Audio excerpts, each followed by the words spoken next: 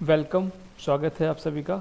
Chapter 4 देखेंगे। Class 6 का geography series चल रही है। प्रीवियस 3 वीडियोज़ आप देख सकते हैं इसी प्लेलिस्ट के अंदर। और 4th चैप्टर है हमारा मानचित्र। ठीक है, मानचित्र चैप्टर के अंदर हम देखेंगे कि क्या क्या चीज़ें किन किन चीज़ों को जस्टिफाई करती हैं। ये फिगर देखते हैं, एक उत्तर दिशा, उत्तर दिशा,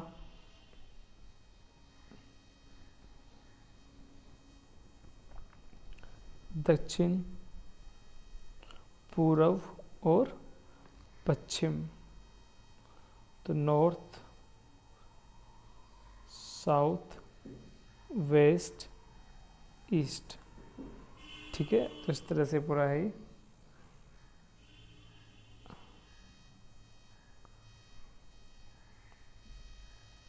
तो मानचित्र आइए पढ़ते हैं। आप पिछले अध्याय में ग्लोब के महत्व के बारे में पढ़ चुके हैं। ग्लोब में अध्ययन की कुछ सीमाएं होती हैं। जब हम पूरी पृथ्वी का अध्ययन करना चाहते हैं तब ग्लोब हमारे लिए काफ़ी उपयोगी साबित होता है। पिछले चैप्टर से मतलब जो हमने देखा था 3rd चैप्टर अक्षांश और देशांतर, उसके बारे में बात कर रहे हैं। लेकिन अब हम पृथ्वी के केवल एक भाग जैसे अपने देश, राज्यों, जिला, शहरों तथा गाँव के बारे में अध्ययन करना चाहते हैं तो यह हमारे लिए उतना उपयोगी साबित नहीं होता है। ऐसे हालात में स्थिति में हम मानचित्र का उपयोग करते हैं। मानचित्र पृथ्वी की सतह या इसके एक भाग का पैमाने के माध्यम से चपटी सतह पर खींचा गया चित्र है, लेकिन एक गोलाकार सतह को पूरी तरह चपटा करना असंभव है।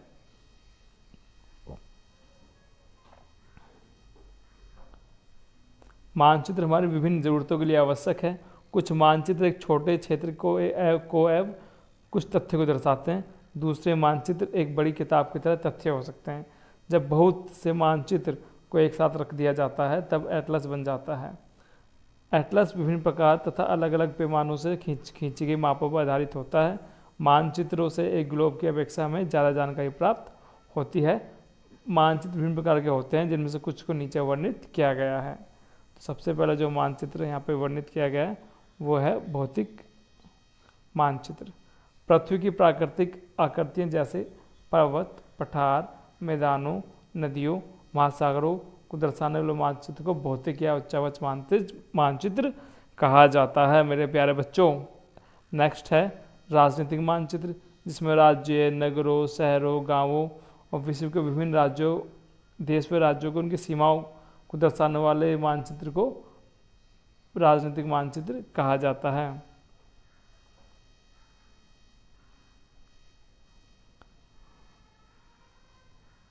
नेक्स्ट थीमेटिक मानचित्र।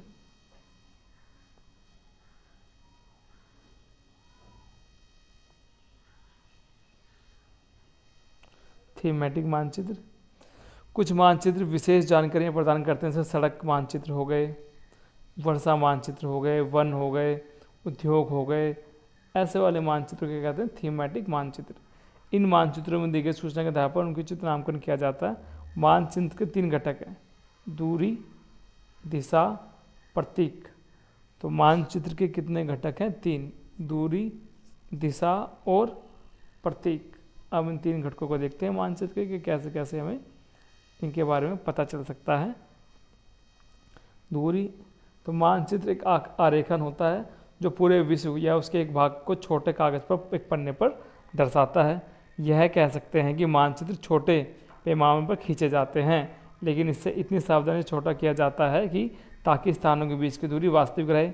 यह तभी संभव हो सकता है जब कागज पर एक छोटी दूरी स्थल की बड़ी दूरी को व्यक्त करती हो। इसलिए इस उद्देश्य के लिए एक पैमाना चुना जाता है। पैमाना स्थल पर वास्तविक दूरी तथा मानचित्र पर दिखाई गई दूरी के बीच का अनुपात होता है। उदाहरण के लिए आपके विद्यालय व आपके घर के बीच की दूरी 10 किलोमीटर है, जिसे मानचित्र पर 2 सेंटीमीटर की दूरी का व्यक्त किया गया। इसका अभिप्राय यह हुआ कि मानचित्र में 1 सेंटीमीटर 5 किलोमीटर को दर्शाएगा। आपके रेखा चित्र का पैमाना 1 सेंटीमीटर = 5 किलोमीटर है। इस प्रकार पैमाना किसी भी मानचित्र के लिए बहुत उपयोगी होते हैं। अगर आपको पैमाने की जानकारी है तो आप मानचित्र पर दिए गए किसी भी 2 स्थानों के बीच की दूरी का पता लगा सकते हैं। जब बड़े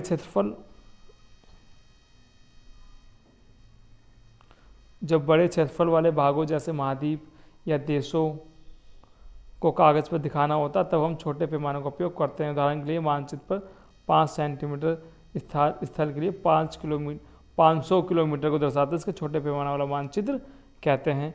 जब एक छोटे क्षेत्रफल में भाग जैसे आपके गांव या शहर को कागज़ पर दिखाना होता है तब हम बड़े पैमाने का उपयोग करते हैं, जैसे कि स्थल पर 500 मीटर की दूरी को मानचित्र पर 5 सेंटीमीटर से दर्शाया जाता है। इस प्रकार मानचित्र को बड़े पैमाने वाला मानचित्र कहते हैं। एक छोटे क्षेत्रफल वाला, ठीक है, तो बड़े पैमाने वाला हो गया, छोटे पैमाने वाला हो गया। बड़े पैमाने वाले मानचित्र छोटे पैमाने वाले मानचित्र की अपेक्षा अधिक जानकारी प्रदान करते हैं। तो बड़े, ये तो सिंपल सी बात है, एक इसको देख लेते हैं, या कुछ नहीं है इसके अंदर ज़्यादा साइड में जो है, तो देखिए कुछ है ये जो यहाँ पे दिया गया है। PO है ना, सामुदायिक केंद्र, पेड़, खेल का मैदान, विद्यालय, ये कुआं, दुकानें, विकास का घर, शीला का घर, करीम का घर, फलोद्यान, विद्यालय, ठीक है, ये सब चीज़ें हैं यहाँ पे। और 1 सेंटीमीटर 10 मीटर दिया गया है, तो ठीक है। दिशा हम समझ चुके हैं, तो उत्तर दक्षिण पूरब पश्चिम, उत्तर पूर्व, उत्तर पश्चिम, दक्षिण पश्चिम, दक्षिण पूर्व। अब हमने दूरी पढ़ ली, अब पढ़ते हैं हम दिशा।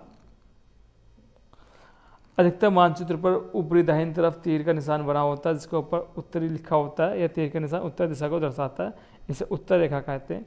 जब आप उत्तर के बारे में जानते हैं तब आप दूसरी दिशाओं के पूर्व, पश्चिम तथा दक्षिण के बारे में पता लगा सकते हैं। 4 दिशाएं होती हैं, हम जानते हैं, उत्तर, दक्षिण, पूर्व, पश्चिम।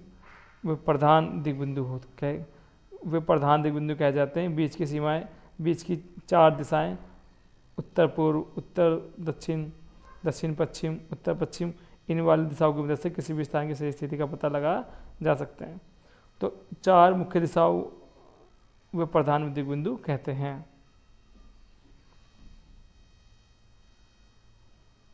तो उसने एक टास्क दिया है हमें यहाँ पे कि जो ऊपर फिगर देखा था, विकास की घर से सामुदायिक केंद्र, खेल के मैदान, दुकानों की दिशा बताइए।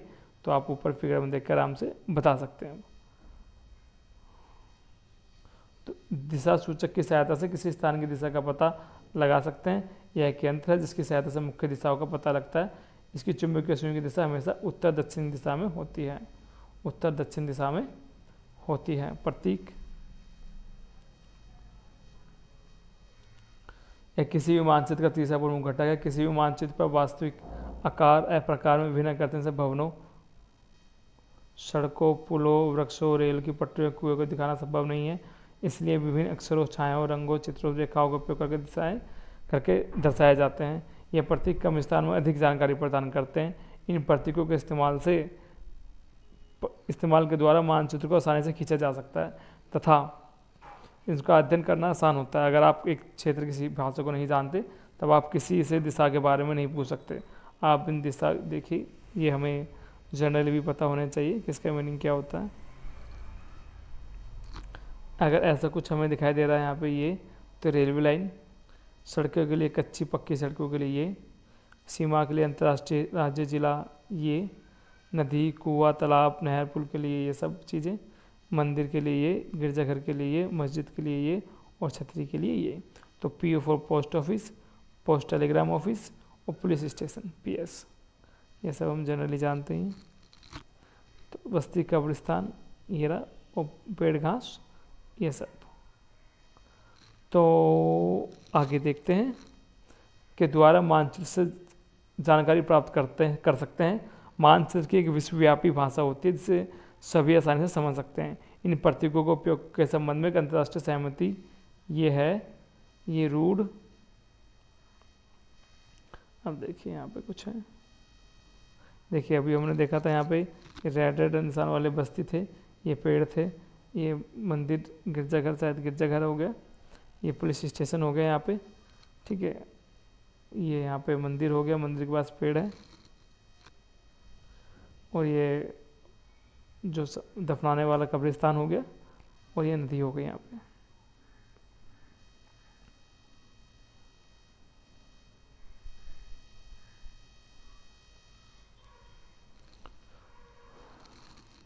तो प्रतीक कहे जाते हैं। तो विभिन्न रंगों का उपयोग भी इसी उद्देश्य से किया जाता है। उदाहरण के लिए नीले रंग का इस्तेमाल जलाशय, भूरा रंग पर्वत, पीला रंग पठार, हरा रंग मैदान को दर्शाने के लिए किया जाता है। तो पीला रंग पठार के लिए किया जाता है, भूरा रंग पर्वतों के लिए किया जाता है। अब आ जाइए रेखा चित्र यानी कि आरेखन। रेखा चित्र एक आरेखन है जो पैमाने पर आधारित ना होकर याददाश्त पर स्थानीय प्रेक्षण पर आधारित होता है। कभी कभी किसी क्षेत्र के कच्चे आरेखन की आवश्यकता वहाँ के एक स्थान को दूसरे स्थान के सापेक्ष दिखाने के लिए होती है। मान लीजिए कि आप अपने मित्र के घर जाना चाहते हैं, लेकिन आपको रास्ते की जानकारी नहीं है। आपका मित्र अपने घर के रास्ते को बताने के लिए कच्चा आरेखन बना सकता है। इस प्रकार कच्चे आरेख को बिना पैमाने की सहायता से खींचा जाता है। इसे रेखा चित्र मानचित्र कहते हैं। खाका,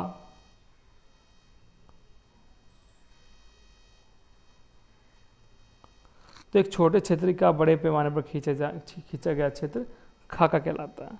एक छोटे क्षेत्र का बड़े पैमाने पर खींचा गया रेखा चित्र खाका कहा जाता है। एक बड़े पैमाने वाले मानचित्र से हम बहुत सी जानकारी प्राप्त होती है, लेकिन कुछ ऐसी चीज़ें होती हैं जिन्हें हम कभी कभी जानना चाहते हैं, जैसे किसी कमरे की लंबाई चौड़ाई, जिसे मानचित्र में नहीं दिखाया जा सकता। उस समय हम लोग बड़े पैमाने वाले रेखा चित्र खींच के खाका तैयार करते हैं, तो खाका कहा जाता है। ये क्वेश्चन है इसके, चलो देखते हैं। मानचित्र के 3 घटक कौन से हैं? तो दूरी, पहले भी मानचित्र में 3 घटक ऊपर देखें, तो दूरी, दिशा और खाका जो था वो शायद वही था। प्रधान बिंदु कौन कौन से हैं? 4 जो दिशाएं हैं उन्हें बोलते हैं। मानचित्र से आप क्या समझते हैं? मानचित्र किसी स्थिति दशा को दर्शाने वाली है, उसे मानचित्र कहते हैं। तो मानचित्र खाका में अंतर बताइए। खाका के अंदर पैमाना नहीं होता, मानचित्र के अंदर पैमाने होते हैं। कौन सा मानचित्र विशेष जानकारी देता है ना? प्रतीक किस प्रकार मानचित्र के अंदर में सहायक होते हैं, इसके सबकी डिटेल मैं वाक्य आपको नीचे दे दूंगा। वृक्षों के विवरण को दिखाने वाला मानचित्र कौन सा होता है? तो वृक्षों को दर्शाने वाला भौतिक होता है। नीले रंग का इस्तेमाल किसको दिखाने के लिए किया जाता है? जलाशय को। दिक् सूचक का उपयोग किसके लिए किया जाता है? मुख्य दिशा का पता लगाने के लिए। पैमाना आवश्यक है मानचित्र के लिए।